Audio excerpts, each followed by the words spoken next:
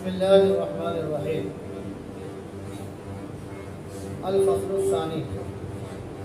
عن ابن عمر قال قال رسول الله صلى الله تعالى عليه وسلم لا تمنعوا نساءكم المساجد وبيوتهن خير لهن.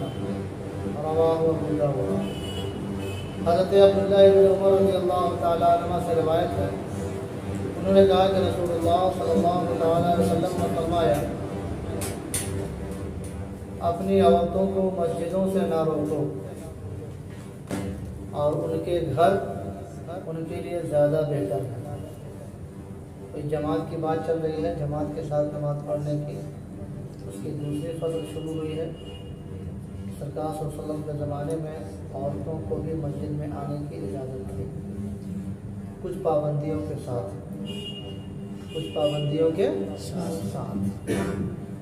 لیکن پھر بھی ان کے لیے جیسے اس حدیث میں فرمایا گیا کہ اپنی بیویوں کو مسجدوں میں آنے سے منع نہ کرو، اور فرمایا وہ وَبُيُوتُهُنَّ خَيْرٌ لَهُنَّ، اور ان کے گھر ان کے لیے زیادہ بہتر ہے۔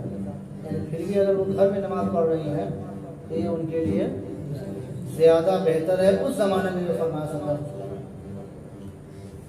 وعن ابن مسعود قال قال رسول الله صلی اللہ علیہ وسلم صلاة المرأة في بيتها افضل من صلاتها في حجرتها وصلاتها في مخدعها افضل من صلاتها في بيتها۔ رواه ابو داود۔ عبداللہ ابن مسعود رضی اللہ تعالی عنہ سے روایت، انہوں نے کہا کہ رسول اللہ صلی اللہ تعالی علیہ وسلم نے فرمایا، عورت کی نماز اس کے گھر میں، اس کی نماز صحن میں پڑھنے سے زیادہ افضل ہے۔ صحن گھر کا باہری حصہ جو ہوتا ہے، اور اس کی نماز کوٹھری میں، یہ گھر میں نماز پڑھنے سے زیادہ افضل ہے۔ صحن کا حصہ جو گھر سے باہر ہوتا ہے کھلا کھلا رہتا ہے، لیکن گھر ہی ہوتا ہے، تو ایک تو مین دروازہ ہوتا ہے، اس کے بعد گھر کا صحن ہوتا ہے۔ اب تو خیر بہت چھوٹے چھوٹے گھر ہونے لگے، پہلے بہت بڑا بڑا گھر ہوتا تھا تو صحن ہوتا تھا، اسارہ ہوتا تھا، تو اسارے کو صحن کہا جاتا ہے۔ صحن، پھر اس کے بعد اندر کوٹھری، پھر کوٹھری کی کوٹھری، مقدہ کا لفظ استعمال کیا جائے، مقدہ بولتے ہیں جس میں سامان وغیرہ رکھا جائے، تو سامان وغیرہ رکھنے کے لیے اور اندر کوٹھری ہوتا ہے۔ تو یعنی وہ جتنا اندر نماز پڑھیں اتنا ان کے لیے افضل ہے۔ صحن میں نماز پڑھ رہے ہیں اس سے زیادہ افضل ہے گھر میں نماز پڑھیں، گھر میں نماز پڑھیں اس سے زیادہ افضل ہے کوٹھری میں نماز پڑھیں۔ تو ان کا ظاہر سی بات ہے، وہ جتنا چھپ کر پڑھیں گے اتنا پردہ ہے، وہ جتنا چھپیں اتنا ان کے لیے پردہ ہے، ثواب اتنا بڑھے گا۔ وعن ابی ہریرہ قال انی سمعت حبی ابا القاسم صلی اللہ تعالی وسلم یقول لا تقبل صلاة امرأة تطیبت للمسجد حتى تغتسل غسلها من الجنابة۔ رواه ابو داود ورواه احمد والنسائی نحوہ۔ حضرت ابو ہریرہ رضی اللہ تعالی عنہ سے روایت، انہوں نے کہا کہ میں نے اپنے محبوب ابو القاسم صلی اللہ علیہ وسلم کو فرماتے ہوئے سنا۔ ابو القاسم سرکار کی کنیت ہے، ایک بیٹے کا نام قاسم تھا، اسے سے کنیت پڑا ابو القاسم۔ تو میں نے اپنے محبوب سرکار صلی اللہ علیہ وسلم، میں نے اپنے محبوب ابو القاسم صلی اللہ علیہ وسلم کو یہ فرماتے ہوئے سنا کہ اس عورت کی نماز جو مسجد کے لیے خوشبو لگائے قبول نہیں ہوتی، اس عورت کی نماز قبول نہیں ہوتی جو مسجد آنے کے لیے خوشبو لگائے، یہاں تک کہ وہ جنابت کے غسل کی طرح غسل کرتے، یعنی خاص مسجد میں کہ چلو باہر چل رہے ہیں، مسجد جا رہے ہیں تو خوشبو لگا لیا جائے تاکہ خوشبو سونگھیں لوگ، آنے جانے والے لوگ، تو اس کی نماز فرمایا گیا کہ اس کی نماز قبول نہیں ہوتی، یعنی کامل طور پر مکمل نہیں ہوتی، قبول کامل، کیونکہ وہ جو خوشبو لگا رہی ہے کس لیے؟ مسجد آنے کے لیے۔ اور اس کا فرمایا جب تک کہ وہ جنابت کی طرح غسل نہ کر لے، یعنی ناپاکی والا جو غسل ہوتا ہے بہت قاعدے سے ہوتا ہے، ایک ایک جگہ پانی پہنچنا چاہیے، جیسے ایک ہوتا ہے یوں ہی نارملی نہانا ہوا، کہیں پانی پہنچا کہیں نہیں پہنچا تب بھی غسل ہو گیا، جو ناپاکی غسل یوں ہی ٹھنڈک حاصل کرنے کے لیے نہا رہے ہیں کوئی بات نہیں، لیکن ناپاکی کا غسل جو ہے وہ بال کے ایک ایک بال بھیگنا چاہیے، ایک بال بھی رہ گیا تو غسل نہیں ہوگا۔ تو فرمایا کہ اسی طرح سے وہ عورت جو مسجد آنے کے لیے خوشبو لگا رہی ہے، اب اس کے پورے بدن میں تو پورے بدن کو اس کو دھونا ہے، مل مل کے دھونا ہے تاکہ خوشبو ختم ہو جائے۔ تو یہ جنابت ہی کی غسل میں ہوتا ہے بالکل قاعدے سے نہانا، ایک ایک جگہ تک پانی پہنچانا۔ تو مطلب یہ ہے کہ اگر اس نے خوشبو ایسی لگائی ہے جو پورے بدن میں تو پورے بدن سے خوشبو چھوڑائے تبھی وہ مسجد آ سکتی ہے۔ اس سے معلوم ہوا کہ مطلقاً ان کے لیے خوشبو منع نہیں ہے، دکھاوا کرنے کے لیے خوشبو، تو خوشبو لگائی ان کے تو زینت انہیں کے لیے، زیب و زینت تو عورت ہی کے لیے نا زینت، لیکن ان کی زینت ان کے شوہر کے لیے، گھر میں رہنے کے لیے اور ان کے شوہر کے لیے۔ باہر سوچ سکتے ہیں کہ مسجد آنے کے لیے خوشبو لگانے کے بارے میں اس طرح فرما دیا، تو یہی بازار جانے کے لیے خوب میک اپ کرنا، مارکیٹ جانے کے لیے خوب میک اپ کرنا، وہ کتنا وبال جان کا سبب ہو گیا سمجھ سکتے ہیں۔ جو ابھی حالات دیکھ رہے ہیں کہ گھر میں بالکل فقیر کی طرح رہیں گی بالکل، اور باہر نکلے تو وہی فقیر ہے، کیا سے کیا ہو جاتا ہے اللہ کو۔ وعن ابی موسیٰ قال قال رسول اللہ صلی اللہ تعالی علیہ وسلم کل عین زانیۃ وان المرأة اذا استعطرت فمرت بالمجلس فهي كذا وكذا یعنی زانیہ۔ رواہ الترمذی ولابی داؤد والنسائی نحوہ۔ حضرت ابو موسیٰ رضی اللہ تعالی عنہ سے روایت، انہوں نے کہا کہ رسول اللہ صلی اللہ علیہ وسلم نے فرمایا ہر آنکھ جو اجنبی عورت کی طرف دیکھے یہ زانیہ، یعنی زنا کرنے والی وہ آنکھ ہے جو اجنبی عورت کی طرف دیکھے، کہ وہ آنکھ زنا کرنے والی۔ اب بے شک وہ عورت کہ جب معطر ہو کر یعنی خوشبو میں نہا کر نکلے، خوشبو لگا کر نکلے تو وہ مجلس سے گزرتی ہے تو وہ ایسی ہوتی ہے یعنی زنا کرنے والی۔ تو جو عورت معطر ہو کر نکل رہی ہے اور جہاں جہاں مجلس سے گزر رہی ہے وہ زانیہ شمار ہو رہی ہے، زنا کرنے والے شمار ہو رہی ہے۔ اور جن جن کی آنکھیں اس کی طرف دیکھ رہی ہیں وہ آنکھیں بھی زنا کرنے والی شمار ہو رہی ہیں، آنکھیں زنا کرنے والی۔ اللہ ہر وہ آنکھ زنا کرنے والی ہے جو اجنبی عورت کی طرف دیکھے۔ خیال رہے دیکھنے کے معاملہ میں یہ ہے اچانک نظر پڑ جانا یہ معاف ہے، اور نظر گڑائے رکھنا یا دوبارہ تکنا یہ پھر گناہ ہے۔ حدیث شریف میں آیا کہ اے علی پہلی نظر معاف ہے، دوسری نظر پر پکڑ، النظرۃ الاولی لک والثانیۃ علیک، یعنی پہلی نظر معاف ہے اور دوسری نظر پر پکڑ ہے۔ تو دونوں کو گناہ گار فرمایا گیا، دونوں کو زانیہ، دونوں کی آنکھ کو زانیہ فرمایا گیا۔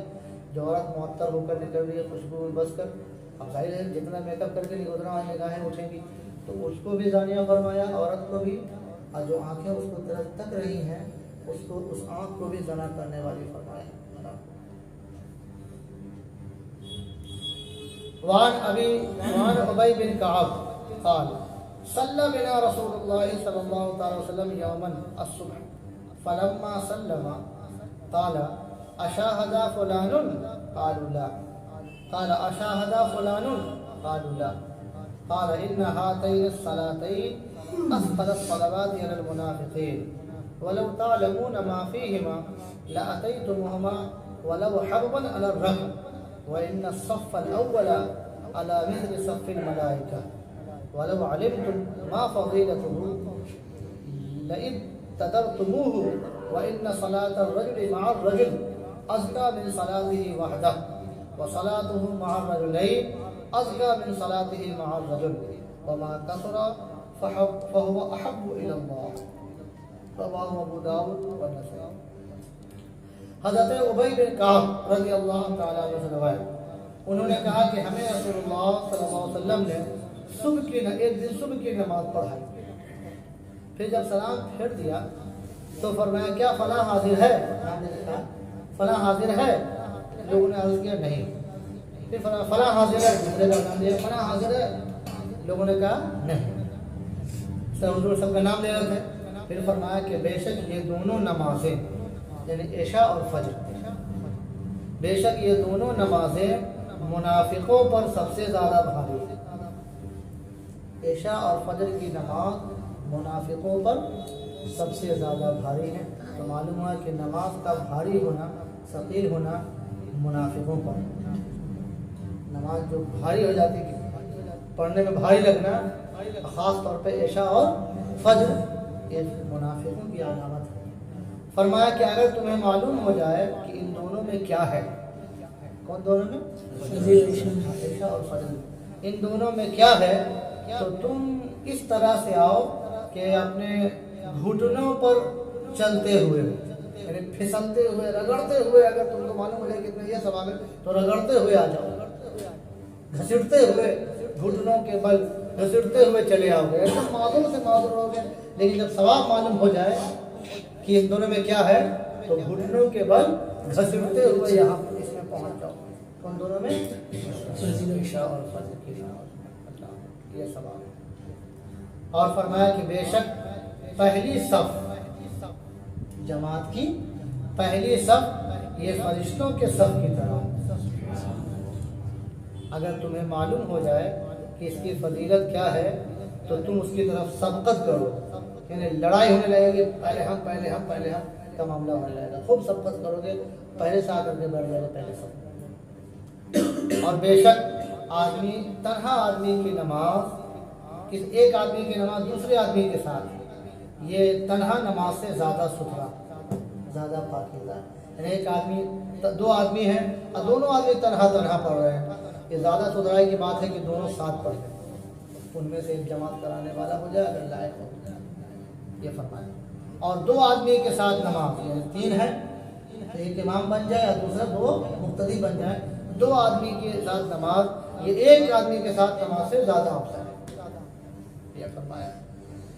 اور فرمایا کہ وما کثرا فهو احب الى اللہ، اور جتنے کثیر ہوں گے اللہ کے اتنے پیارے ہوں گے، جماعت میں جتنا زیادہ لوگ ہوں اتنے زیادہ اللہ تعالیٰ کو پسند ہے، اللہ تعالیٰ کو محبوب ہے۔ اس میں کئی باتیں قابل استدلال ہیں۔ ایک تو یہ کہ نماز کے بعد تلاش کرنا، حاکم کا اپنے رعایا کو، امام کا اپنے مقتدی کو، عالم کا اپنے چاہنے والے کو، اسی طرح مدرسہ کے مدرس کا اپنے بچوں کو نگرانی کرنا، یہ سرکار کی سنت ہے کہ نماز کے بعد تلاش ہے، کہاں جی فلاں حاضر ہے، فلاں حاضر ہے، تو تلاش کرنا۔ کسی سے مدرسہ وغیرہ میں رجی وہ حاضری کا سسٹم، نماز وغیرہ کے بعد کیا ہوتی ہے وہاں حاضری ہوتی ہے، کہ ڈھونڈا جاتا ہے فلاں حاضر ہے، فلاں حاضر ہے کہ نہیں، تو یہ حضور کی سنت، سبحان اللہ۔ خبر گیری بھی ضروری بھی ہے، حاکم کا اپنی رعایا کی خبر گیری ضروری ہے کہ رعایا کس حال میں ہے، کیا ہے، ایک تو یہ بات معلوم ہوئی۔ اور دوسرا عشاء اور فجر کی تو صراحت ہو ہی گئی کہ یہ نماز اور نمازوں سے زیادہ فضیلت رکھتی ہے، اور یہ نماز بھاری ہے لیکن منافقین پر بھاری ہے، یہ بات کا بالکل صراحت آئی۔ اور ایک بات آئی کہ پہلی صف کا ثواب فرمایا کہ فرشتوں کی صف کی طرح قرب میں، اللہ تعالیٰ سے قرب میں، کہ فرشتے جو ہے اللہ تعالیٰ سے قریب ہیں، فرشتے اللہ تعالیٰ کے قریب ہیں، تو اسی طرح سے پہلی صف میں نماز پڑھنے والا رب کا قریب ہو جاتا ہے۔ اسے فرمایا کہ پہلی صف یہ فرشتوں کی صف کی طرح ہے، یعنی قرب خداوندی، قرب خداوندی یہ فرمایا۔ اور باقی یہ نماز، تنہا نماز، دو آدمی نماز، سب سنا ہی آپ نے، جتنا زیادہ نماز میں جماعت میں لوگ ہوں گے اتنا زیادہ ثواب ہوگا۔ اسی بنیاد پر فرمایا گیا کہ جامع مسجد میں نماز جماعت کے ساتھ پڑھنا یہ زیادہ اولا ہے، جبکہ محلے کے مسجد ویران نہ ہو، جامع مسجد کا کثیر، جتنی زیادہ کثیر جماعت ہوگی ثواب اتنا بڑھے گا، لیکن سارے قاعدے کے ساتھ کہ امام سنی ہو، ہمارے غیر سنی امام خوب بھیڑ ہو رہی ہے تو اولا تو سب سے پہلے تو یہ ہے کہ وہ مسلمان ہو کیا ہو، سنی ہو، جیسے رمضان میں مرنے والا کوئی ہندو رمضان میں مر جائے، رمضان میں جس کا انتقال ہوتا ہے تو سوال جواب نہیں ہوتا، آسانی ہوتی ہے. کوئی ہندو مر گیا رمضان میں تو سب سے پہلے شرط کیا ہے؟ ایمان. سب سے پہلے شرط کیا ہے؟ ایمان، مومن ہونا، اہل سنت والجماعت. تو یہ دھیان شریف میں، اسی لیے وہ ساری فضیلتیں ایمان کے ساتھ ہیں اور اہل سنت والجماعت کے ساتھ ہیں. اب بھیڑ کثیر ہو رہی ہے لیکن سنی کی مسجد نہیں ہے. جہاں سنی کی مسجد دوئے چاٹ ہے وہیں پہلے پہنچیے، کیونکہ وہ مسجد کو آباد کرنا آپ کے لیے زیادہ ضروری ہے.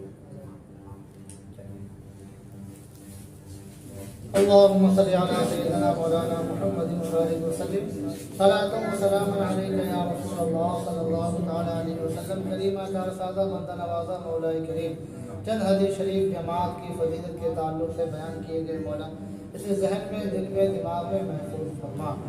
اس کے ترجمے، تشریح اور فوائد جو بیان کیے گئے سب کو دل میں جگہ عنایت فرما دے.